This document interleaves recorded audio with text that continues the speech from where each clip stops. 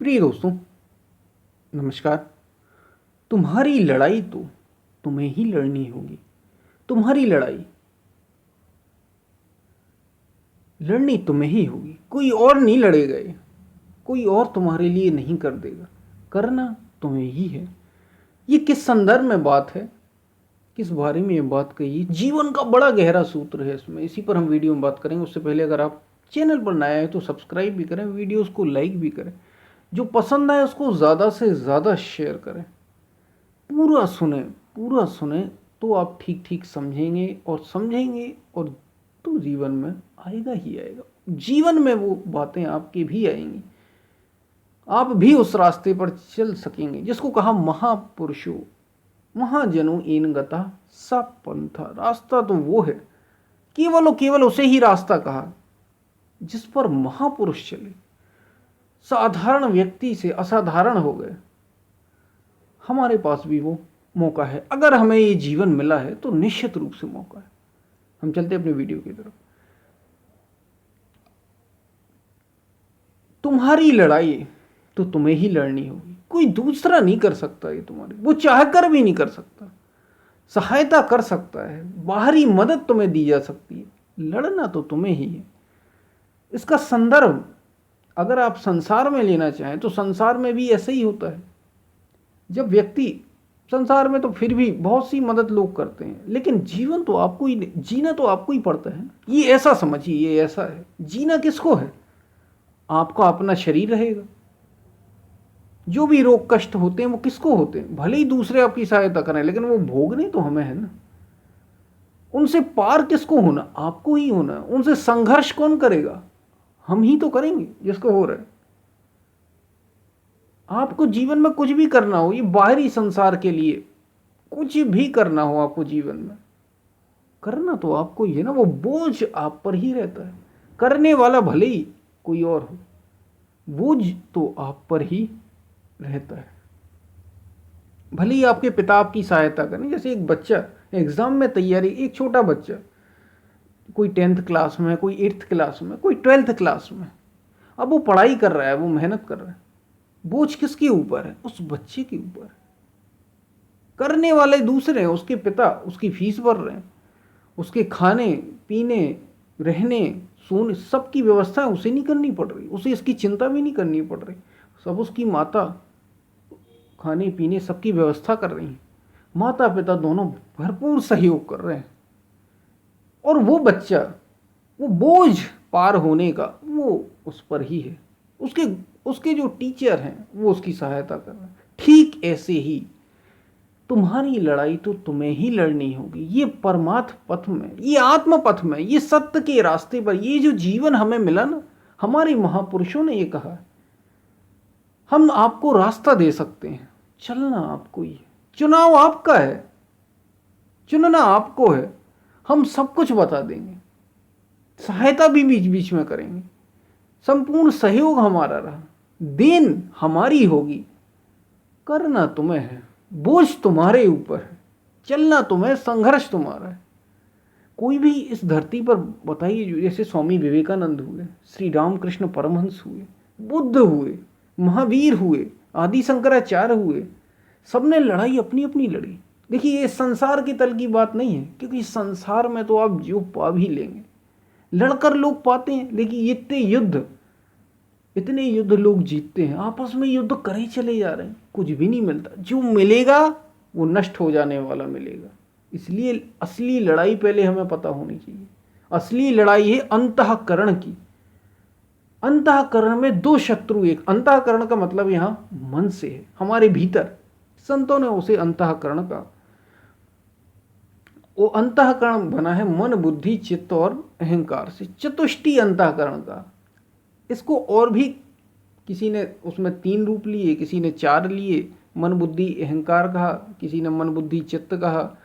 तो ये अलग अलग चलता रहता है। कुल मिलाकर बात यह है कि आप चित्त से, ये चित्त ही जितना शुद्ध होगा, मन कह लीजिए उसे, ये मन है आपका, और इससे हमें पार पाना है, इस शरीर और मन से पार जाना है।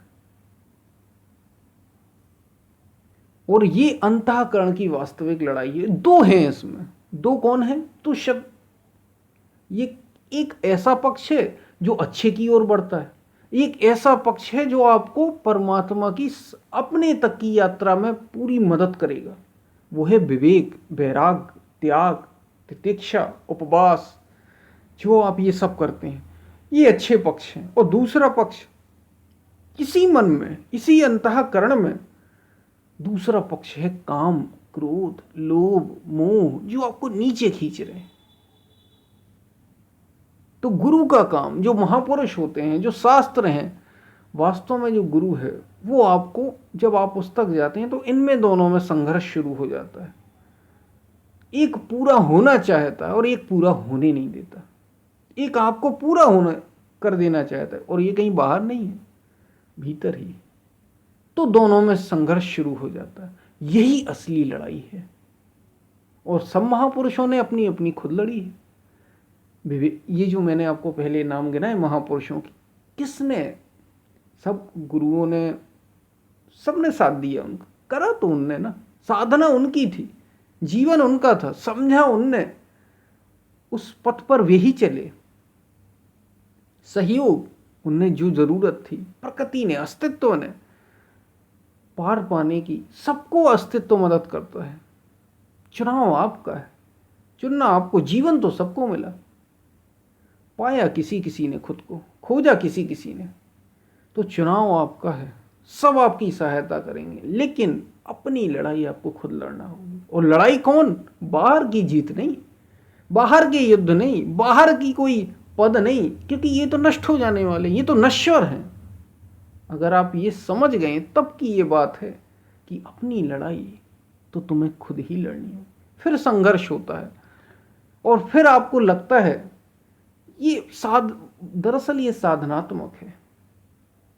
फिर जब साधक चलते चलते थकने लगता है बीच में, उसे लगता है कि अब कब तक, क्योंकि जन्मों जन्मों के संस्कार, पुनरपि जननम पुनरपि मरणम पुनरपि जननी जठरे शयनम, वो आदि शंकराचार्य ने जो कहा, हमने बार बार इनको इस पर बात की है।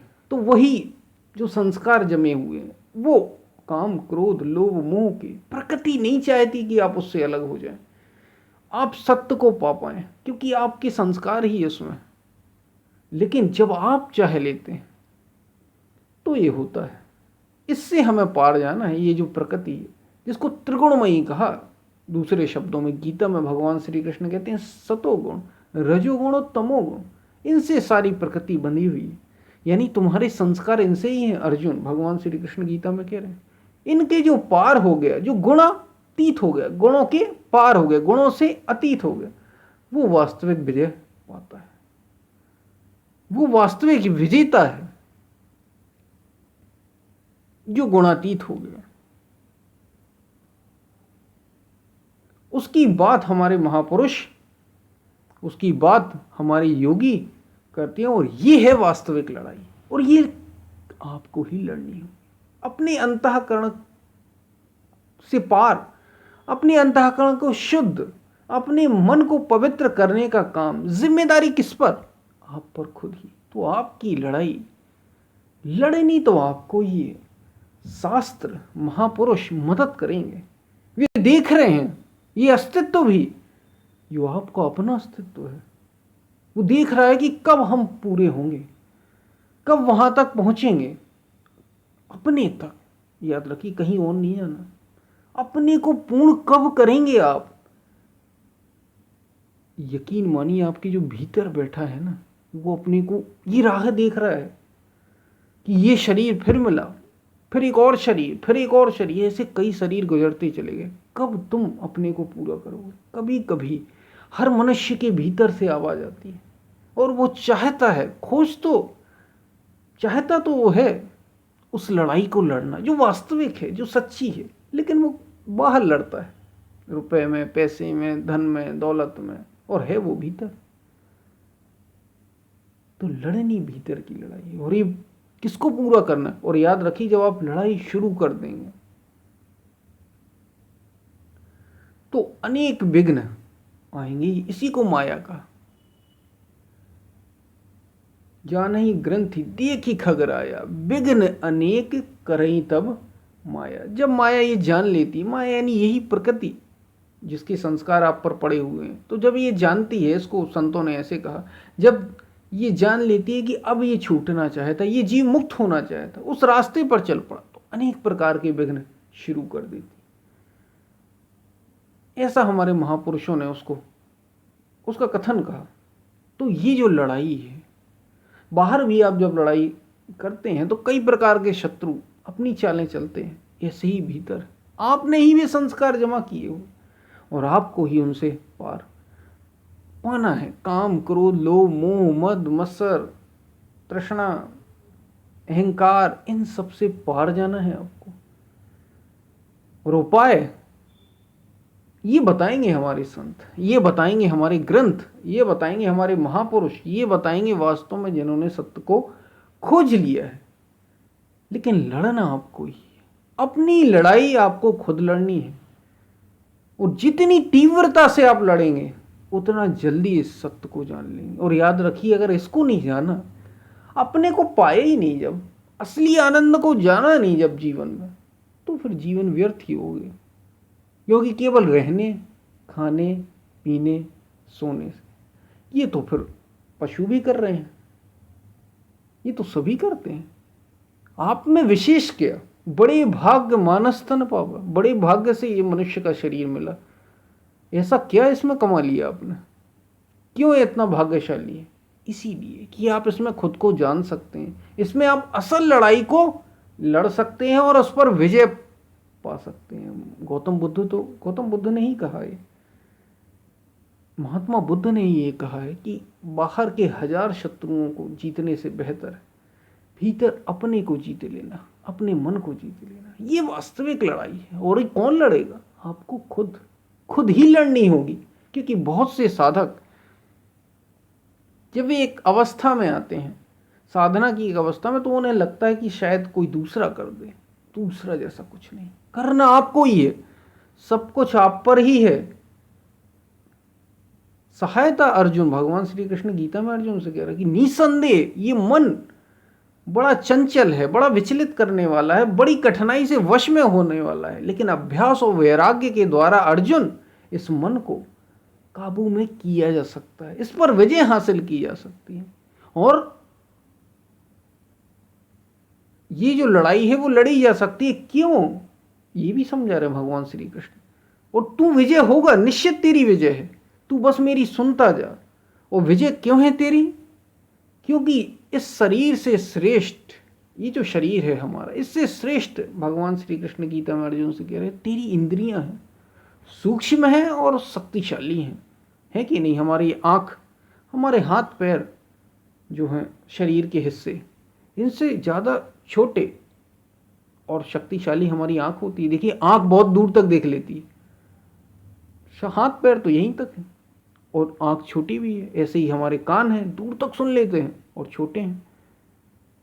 ऐसी इससे सूक्ष्म और शक्तिशाली अर्जुन तेरा मन है, इन इंद्रियों से भी सूक्ष्म। अब मन तो दिखाई भी नहीं देता, छोटा है, अति सूक्ष्म है, और कहीं जहाँ चाहो मन एक पल में जा सकता है। आंखें तो कुछ ही दूर देख सकती हैं, कान कुछ ही दूर तक सुन सकते हैं, मन तो यहाँ से बैठे आप जहाँ चाहे वहाँ पहुँच सकते हैं। तो इनसे श्रेष्ठ, इंद्रियों से श्रेष्ठ तेरा मन है, और मन से भी श्रेष्ठ है अर्जुन तेरी बुद्धि। बुद्धि ही निर्णय लेती है, मन को जो भी करना है। बुद्धि अगर विवेक जन्य है तो आप अच्छे की ओर जाएंगे, और विवेक जन्य नहीं है तो आप जैसा मन चाहे वैसे चले जाएंगे। तो बुद्धि उससे भी सूक्ष्म है और शक्तिशाली है, क्योंकि बुद्धि निर्णय लेती है कि आपको क्या चुनना है। और बुद्धि भी से भी श्रेष्ठ अर्जुन तू है, सूक्ष्म भी है और श्रेष्ठ, यानी आत्मा। इसलिए अपने को तू आत्मा जान, और ऐसा जानकर ये जान तू अपने को, इसलिए आप इस लड़ाई से पार हो सकते हैं। इसलिए कमजोर मत समझिए, लड़िए। ये भीतर का युद्ध है और यही वास्तविक युद्ध है। इसको जीत जाने के बाद आपकी असली विजय है, यही असली विजय है आपकी, ये लड़ाई। और लड़नी तो तुम्हें ही। आपको समझ में आई होगी ये बातें। हम फिर मिलते हैं, तब तक के लिए धन्यवाद।